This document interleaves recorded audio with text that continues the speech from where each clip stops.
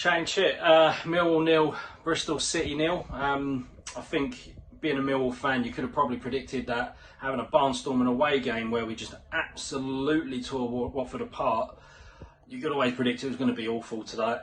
Bit bitty, bit scrappy. How bad that was, I don't think we would have liked predicting that bad, but it was just a no-nothing game. I think we were lucky in the end. They had a couple of really good chances. Long's made a fantastic save one-on-one, and how Wyman's missed from where he has, I'll never know. I just don't think we've got enough creativity or invention. Tonight we were probably 5 or 6 yards off of where we were against Watford. You know, where they've tried to play the ball at the back. Our wingers were maybe a bit further forward. Bradshaw's occupying the two centre halves, and everyone just as a team was a bit further forward and winning the ball back a bit higher up and in the midfield. I think we're a bit deeper. There was a few more pockets, just second balls, especially second half, were just landing in a pocket space where there was a Bristol City player rather than a Millwall player. And I think sometimes when that's happening, you say, well, the momentum's completely with the other side. And I think it was one of the guys in the chat actually said the last 10 minutes you take a 0-0, and that's how bad it was.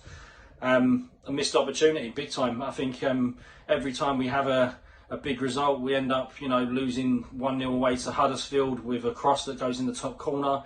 We've had games where we've come at Hull, Wigan at home.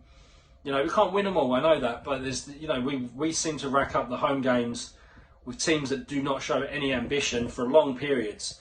We don't know how to break them down, and if they're compact and solid, good shape, we don't have those runners to get to that byline. And I said it in that first half even, we haven't got anyone to get in to the byline between that 10-yard marker from the corner flag and the 6-yard box. We've got Bradshaw up front by himself. You're throwing him deep crosses when he's got 2 or sometimes 3 mountainous defenders to try and compete with the ball at. You need to be a bit more creative, a bit more inventive. Do get runners in that little pocket of space that I was talking about, so that you can either whip the ball across the box for Bradshaw, and that's where he gets a lot of his goals in the 6-yard box, from those little crosses whipped in the box, or you can cut it back to the penalty spot where you should have a Fleming or a Saville or maybe one of the other winger coming in to put the ball in the net. And we don't have that. And again, when it gets a bit tight, we're probably only going to score from set pieces. And unfortunately tonight, it just weren't happening. I did mention it's like being a football manager, like Championship manager or football manager, the latest game where we'll beat a top team away, then we'll struggle at home to someone near the bottom that hasn't won in 8. The manager that is under pressure gets a result against you, then loses the next game and gets sacked. Players that you bid for gets turned down, and then they go for another team for less money. We can throw away a 2-goal lead. Anyone that's played the game knows exactly where I'm coming from. Millwall are the football manager or Championship manager team that you're in charge of, and it is frustrating because all you want to do is get momentum.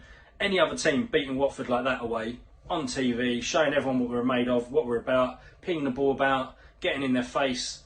You're thinking, right, let's go on a run now. Six wins in 8 or whatever, you know what I mean? They'll go on a major run and really cement their sort of spot up there. And us, we look at the fixture this game, Bristol City and Rotherham.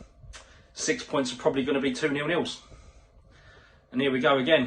Rotherham are going to do the same that I think they've done the last few games against us at the Den. They'll turn up and start wasting time after 10 minutes. Hull did the same.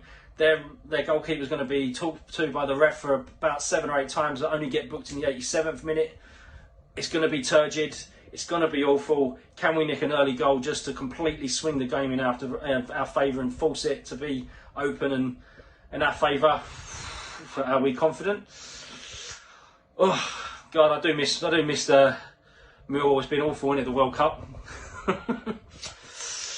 Right. Fair play to you brave souls that went out tonight and are going to go again. And we keep the faith, don't we? Because we're only ever 2 or 3 wins away from being back in now. And then we'll start the whole cycle again. I don't even want to analyse any player tonight because I don't think anyone was really up for it. Danny Mack maybe did all right. I think Billy Mitchell's turned it around a bit. Murray Wallace was pretty solid there tonight. But everyone else was just a case of run around, hard work and got nowhere. Others were just plain awful. I don't want to mention names. I'll go through the whole team and it'll be a 15-minute video. You know, I'm a man of few words.